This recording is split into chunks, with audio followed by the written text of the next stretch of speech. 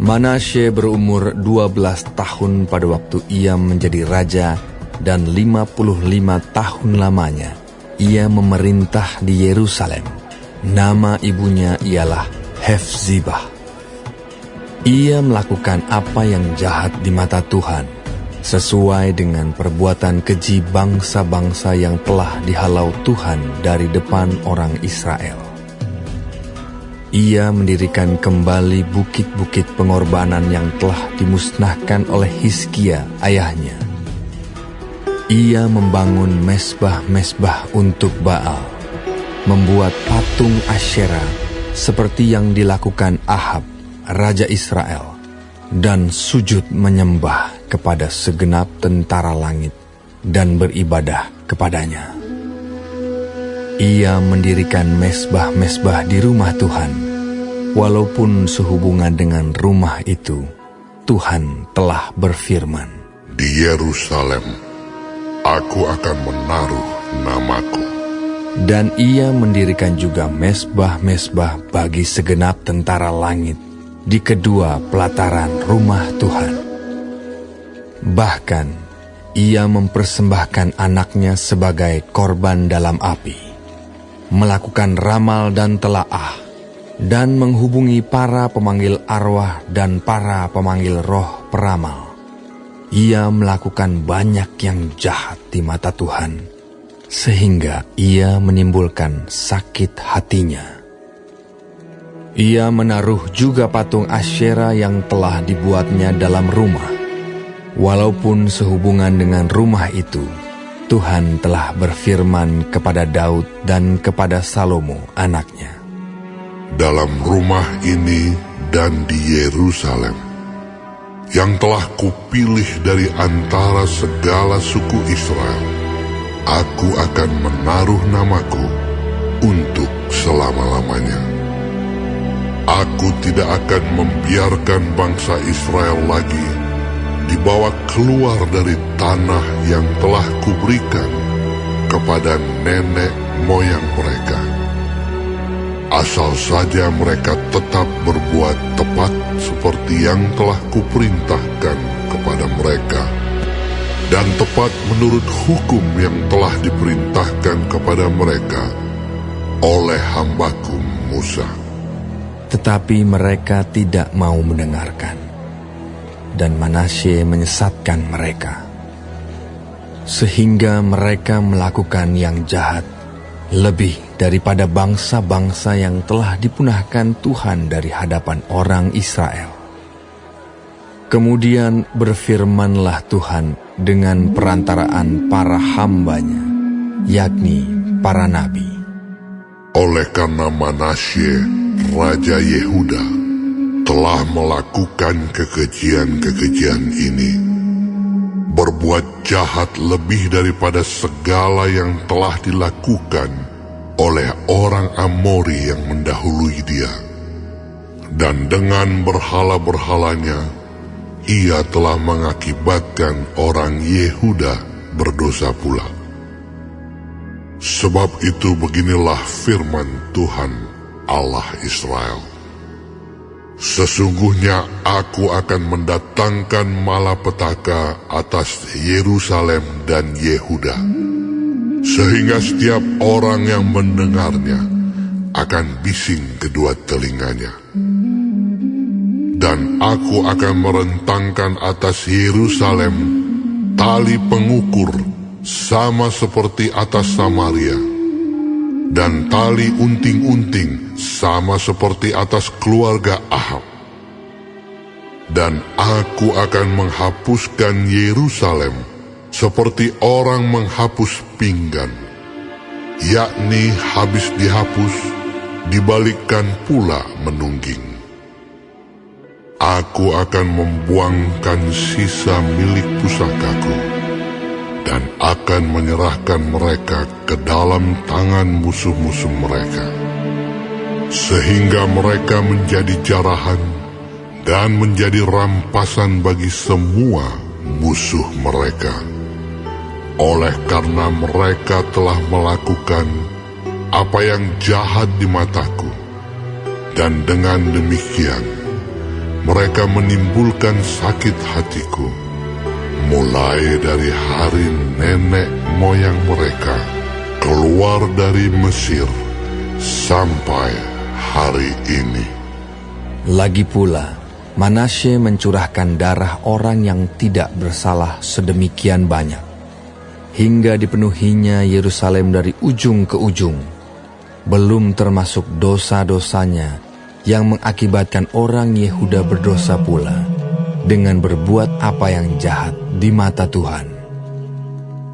Selebihnya dari riwayat Manasye, segala yang dilakukannya dan dosa-dosa yang diperbuatnya, bukankah semuanya itu tertulis dalam kitab sejarah raja-raja Yehuda?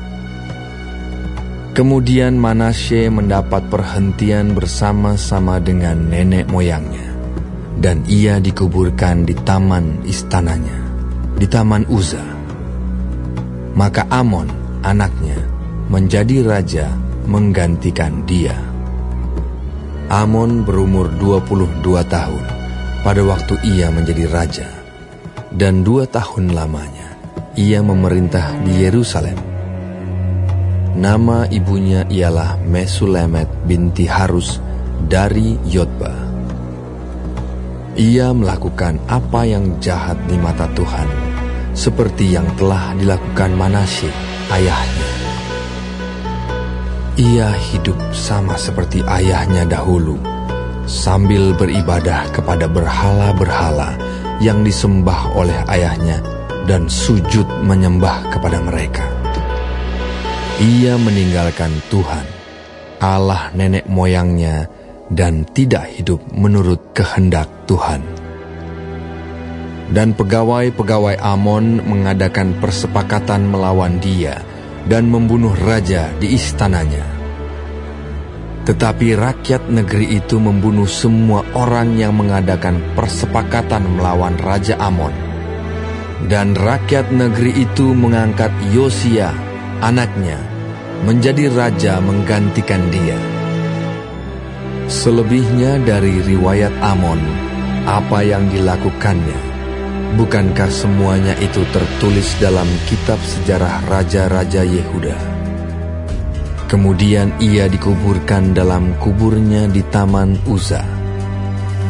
Maka Yosia anaknya menjadi raja menggantikan dia.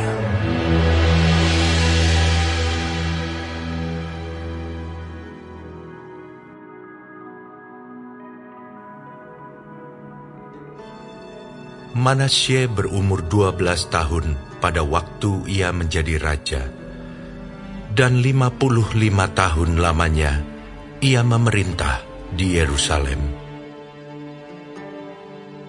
Ia melakukan apa yang jahat di mata Tuhan, sesuai dengan perbuatan keji bangsa-bangsa yang telah dihalaukan Tuhan dari depan orang Israel. Ia mendirikan kembali bukit-bukit pengorbanan yang telah dirobohkan oleh Hizkia ayahnya. Ia membangun mezbah-mezbah untuk para Baal, membuat patung-patung Asyera, dan sujud menyembah kepada segenap tentara langit dan beribadah kepadanya. Ia mendirikan mezbah-mezbah di rumah Tuhan. Walaupun sehubungan dengan rumah itu, Tuhan telah berfirman, Di Yerusalem, namaku akan tinggal untuk selama-lamanya. Dan ia mendirikan juga mezbah-mezbah bagi segenap tentara langit di kedua pelataran rumah Tuhan.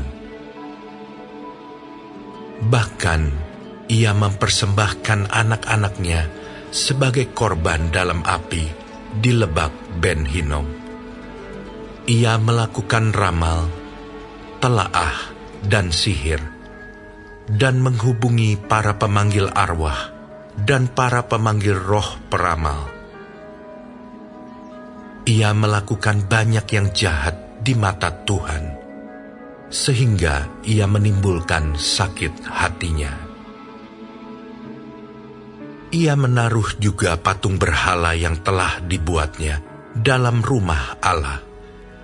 Walaupun Allah telah berfirman kepada Daud dan kepada Salomo anaknya, dalam rumah ini dan di Yerusalem, yang telah kupilih dari antara segala suku Israel, aku akan menaruh namaku untuk selama-lamanya.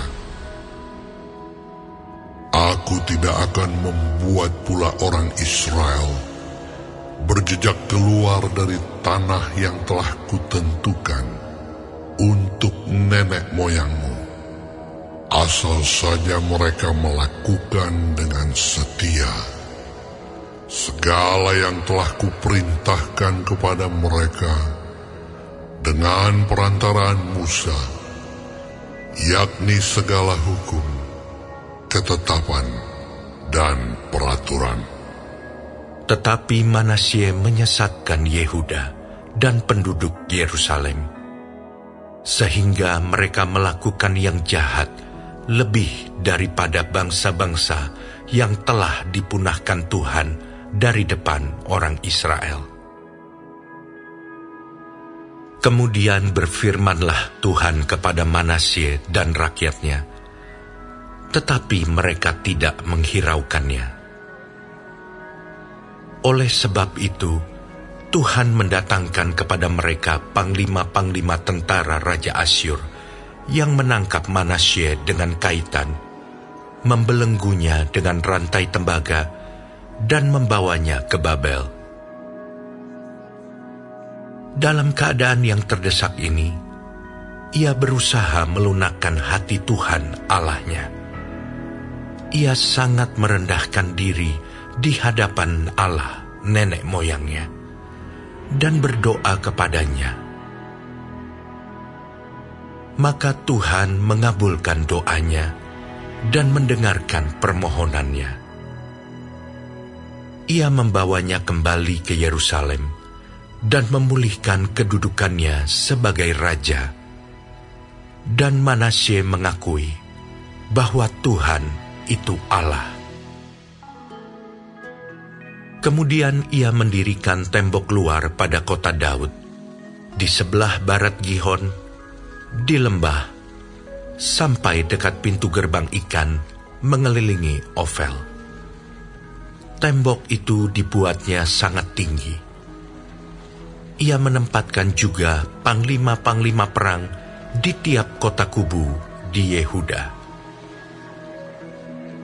Ia menjauhkan allah-allah asing dan berhala dari rumah Tuhan, juga segala mezbah yang didirikannya di atas gunung rumah Tuhan dan di Yerusalem, dan membuangnya keluar kota. Ia menegakkan kembali mezbah Tuhan, mempersembahkan korban keselamatan dan korban syukur di atasnya, menyerukan kepada Yehuda untuk beribadah kepada Tuhan Allah Israel. Walaupun demikian, rakyat masih mempersembahkan korban di bukit-bukit pengorbanan, tetapi hanya kepada Tuhan Allah mereka. Selebihnya dari riwayat Manasye, doanya kepada Allahnya dan ucapan-ucapan para pelihat yang berkata-kata kepadanya dengan nama Tuhan Allah Israel, sesungguhnya semuanya itu terdapat dalam riwayat raja-raja Israel. Doanya dan pengabulan doanya, segala dosa dan ketidaksetiaannya, semua tempat di mana ia telah membangun bukit-bukit pengorbanan, serta mendirikan tiang-tiang berhala dan patung-patung sebelum ia merendahkan diri. Sesungguhnya, semuanya itu tertulis dalam riwayat para pelihat. Kemudian Manasye mendapat perhentian bersama-sama dengan nenek moyangnya, dan ia dikuburkan di dalam istananya. Maka Amon anaknya menjadi raja menggantikan dia. Amon berumur 22 tahun pada waktu ia menjadi raja. Dan 2 tahun lamanya ia memerintah di Yerusalem. Ia melakukan apa yang jahat di mata Tuhan, seperti yang telah dilakukan Manasye ayahnya. Amon mempersembahkan korban kepada segala patung yang dibuat Manasye ayahnya, dan beribadah kepada patung-patung itu. Tetapi ia tidak merendahkan diri di hadapan Tuhan, seperti Manasye ayahnya merendahkan diri. Malah Amon makin banyak kesalahannya. Maka pegawai-pegawainya mengadakan persepakatan melawan dia dan membunuhnya di istananya. Tetapi rakyat negeri itu membunuh semua orang yang mengadakan persepakatan melawan Raja Amon. Dan rakyat negeri itu mengangkat Yosia, anaknya, menjadi raja menggantikan dia.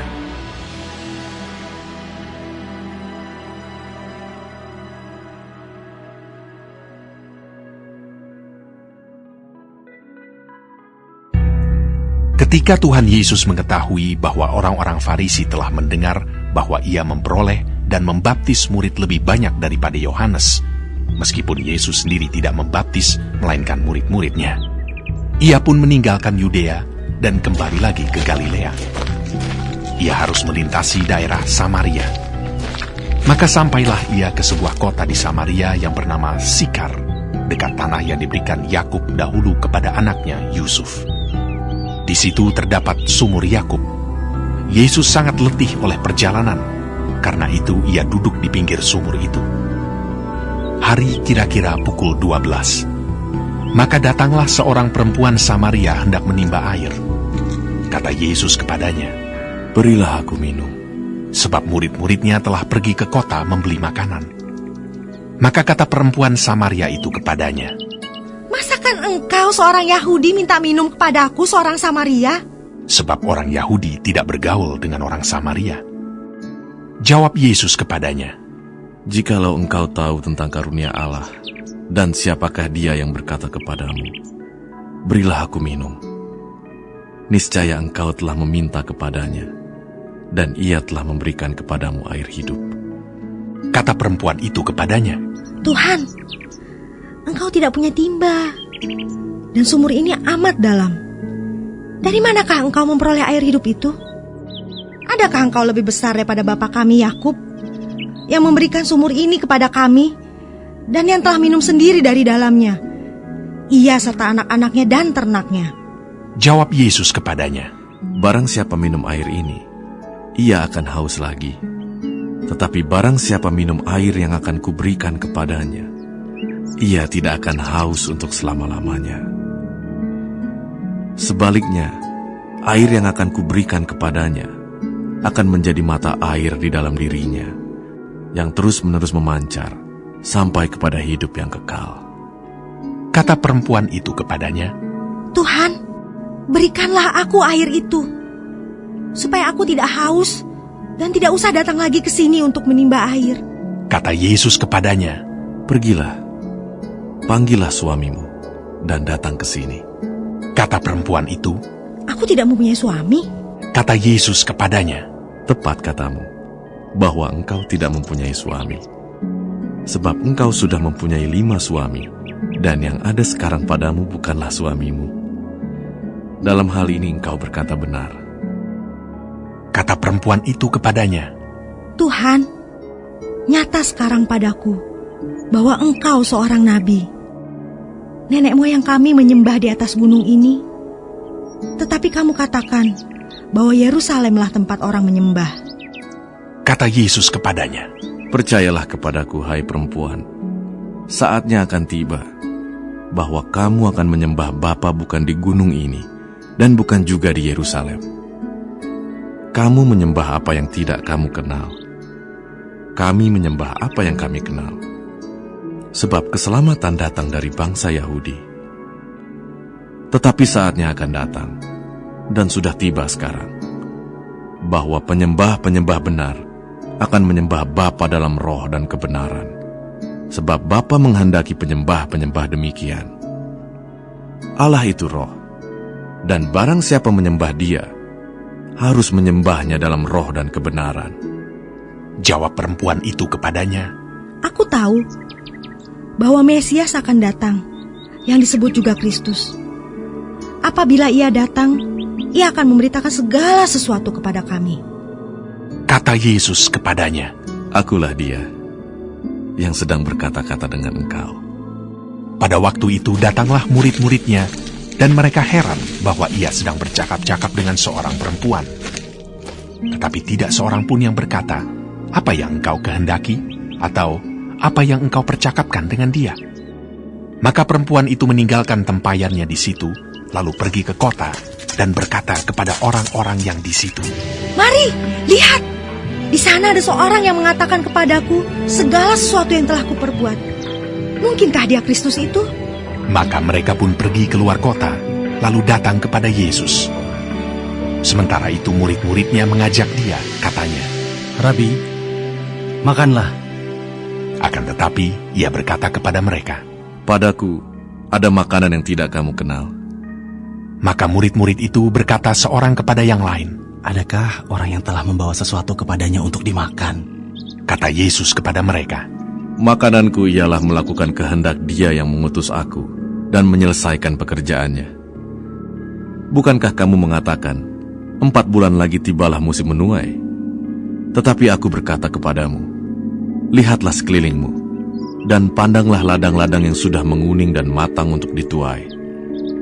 Sekarang juga penuai telah menerima upahnya, dan ia mengumpulkan buah untuk hidup yang kekal, sehingga penabur dan penuai sama-sama bersuka cita. Sebab dalam hal ini benarlah peribahasa, yang seorang menabur dan yang lain menuai. Aku mengutus kamu untuk menuai apa yang tidak kamu usahakan. Orang-orang lain berusaha, dan kamu datang memetik hasil usaha mereka. Dan banyak orang Samaria dari kota itu telah menjadi percaya kepadanya karena perkataan perempuan itu yang bersaksi. Ia mengatakan kepadaku segala sesuatu yang telah kuperbuat. Ketika orang-orang Samaria itu sampai kepada Yesus, mereka meminta kepadanya supaya ia tinggal pada mereka, dan ia pun tinggal di situ 2 hari lamanya. Dan lebih banyak lagi orang yang menjadi percaya karena perkataannya, dan mereka berkata kepada perempuan itu, Kami percaya, tetapi bukan lagi karena apa yang kau katakan, sebab kami sendiri telah mendengar Dia, dan kami tahu bahwa Dialah benar-benar juru selamat dunia. Dan setelah 2 hari itu, Yesus berangkat dari sana ke Galilea, sebab Yesus sendiri telah bersaksi bahwa seorang nabi tidak dihormati di negerinya sendiri. Maka setelah ia tiba di Galilea, orang-orang Galilea pun menyambut Dia, karena mereka telah melihat segala sesuatu yang dikerjakannya di Yerusalem pada pesta itu, sebab mereka sendiri pun turut ke pesta itu. Maka Yesus kembali lagi ke Kana di Galilea, di mana ia membuat air menjadi anggur. Dan di Kapernaum ada seorang pegawai istana, anaknya sedang sakit. Ketika ia mendengar bahwa Yesus telah datang dari Yudea ke Galilea, pergilah ia kepadanya, lalu meminta supaya ia datang dan menyembuhkan anaknya, sebab anaknya itu hampir mati. Maka kata Yesus kepadanya, Jika kamu tidak melihat tanda dan mujizat, kamu tidak percaya. Pegawai istana itu berkata kepadanya, Tuhan, datanglah sebelum anakku mati. Kata Yesus kepadanya, Pergilah, anakmu hidup. Orang itu percaya akan perkataan yang dikatakan Yesus kepadanya, lalu pergi. Ketika ia masih di tengah jalan, hamba-hambanya telah datang kepadanya dengan kabar bahwa anaknya hidup. Ia bertanya kepada mereka, pukul berapa anak itu mulai sembuh? Jawab mereka, Kemarin siang pukul 1, demamnya hilang. Maka teringatlah ayah itu bahwa pada saat itulah Yesus berkata kepadanya, Anakmu hidup. Lalu ia pun percaya. ia dan seluruh keluarganya. Dan itulah tanda kedua yang dibuat Yesus ketika ia pulang dari Yudea ke Galilea.